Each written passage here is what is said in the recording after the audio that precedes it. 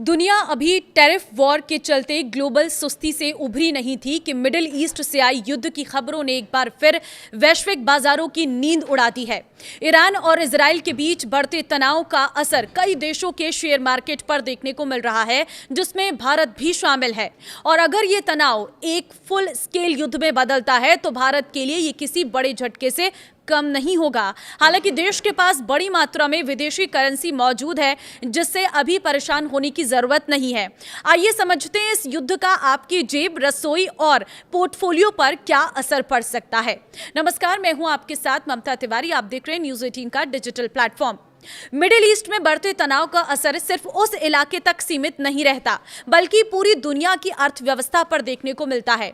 Israel और America के हमलों के बाद ईरान की जवाबी कार्रवाई से हालात और गंभीर हो गए हैं। इस कार्रवाई में ईरान के सुप्रीम लीडर की मौत के बाद लगातार स्थितियां बिगड़ रही हैं। ऐसे में भारत के लिए यह समझना जरूरी है कि वो ईरान से क्या क्या आयात करता है और जंग की स्थिति में किन चीजों की कीमतें बढ़ सकती हैं। सबसे पहले भारत के लिए ईरान क्यों अहम है वो समझ लीजिए। भारत और ईरान के रिश्ते पुराने हैं। 1950 में दोनों देशों ने औपचारिक राजनयिक संबंध बनाए थे। 1970 के दशक के बाद व्यापारिक रिश्ते और मजबूत हुए।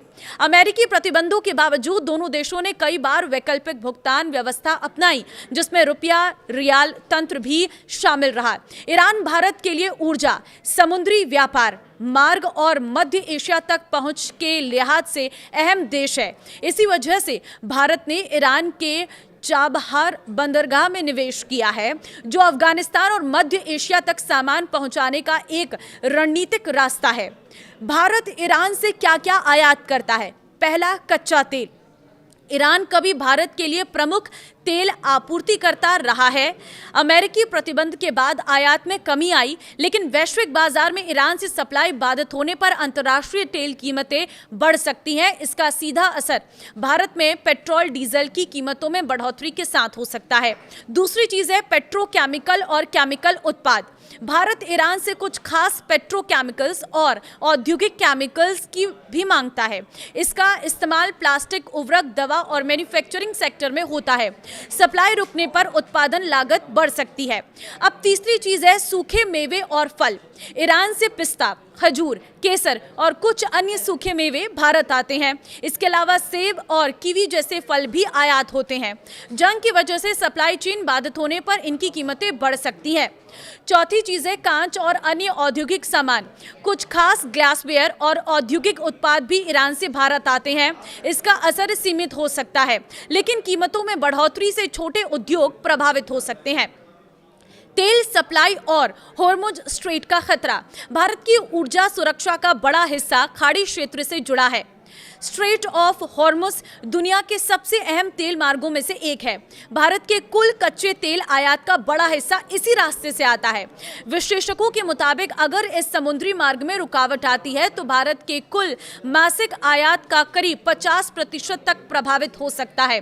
इससे अंतर्राष्ट्रीय बाजार में तेल महंगा होगा और भारत का आयात बिल बढ़ेगा। भारत के लिए इतना अहम क्यों है हॉर्मुज स्ट्रेट?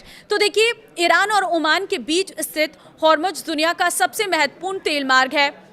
भारत अपनी जरूरत का अधिकतर कच्चा तेल सऊदी अरब, इराक, कुवैत और यूएई जैसे देशों से मंगवाता है, जिसका बड़ा हिस्सा इसी रास्ते से आता है।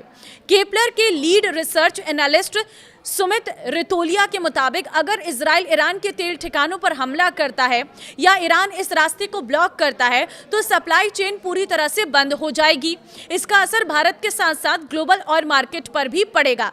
ऐसा इसलिए क्योंकि भारत अपनी जरूरत का करीब 26 लाख बैरल कच्चा तेल, क्रूड ऑयल, रोजाना इसी रास्ते से मंगवाता है। केपलर के डेटा के मुताबिक जनवरी-फरवरी में भारत के कुल मंथली ऑयल इंपोर्ट का करीब 50% हिस्सा हॉर्मुज के रास्ते ही आया है। नवंबर-दिसंबर 2025 में यह आंकड़ा 40% था, जो अब बढ़ गया है। सूत्रों का कहना है कि अगर हॉर्मुज का रास्ता बंद होता है तो भारत दूसरे विकल्पों पर विचार कर सकता है। इसमें सऊदी अरब की ईस्ट वेस्ट पाइपलाइन और यूएई की Abu Dhabi crude oil pipeline शामिल है। ये दोनों पाइपलाइन इसी मकसद से बनाई गई है ताकि हॉर्मुज के रास्ते का इस्तेमाल किए बिना तेल सप्लाई जारी की जा सके। और देखिए, शिपिंग और बीमा लागत में बढ़ोतरी, मिडिल ईस्ट में तनाव बढ़ने से रेड सी कॉरिडोर और आसपास के समुद्री रास्तों पर जोखिम बढ़ जाता है। जहाजों का बीमा महंगा हो जाता है और माल ढुलाई की लागत बढ़ती है। इसका असर सिर्फ तेल या नहीं बल्कि बाकी आयात निर्यात पर भी पड़ता है। लॉजिस्टिक्स लागत बढ़ने से भारत के एक्सपोर्ट महंगे हो सकते हैं, जिससे वैश्विक बाजार में प्रतिस्पर्धा प्रभावित हो सकती है। आम लोगों पर सीधा असर क्या पड़ेगा? अगर तनाव लंबा खिंचता है तो इसका असर पेट्रोल और डीजल के दाम, रसोई गैस, हवाई किराया, ट्रांसपोर्ट लागत, खाद्य तेल और पैकेज सामान, सूखे मेवे और आयातित फल पर भी देखने को मिल सकता है। ऊर्जा महंगी होने से लगभग हर सेक्टर की लागत बढ़ती है, जिससे महंगाई बढ़ सकती है।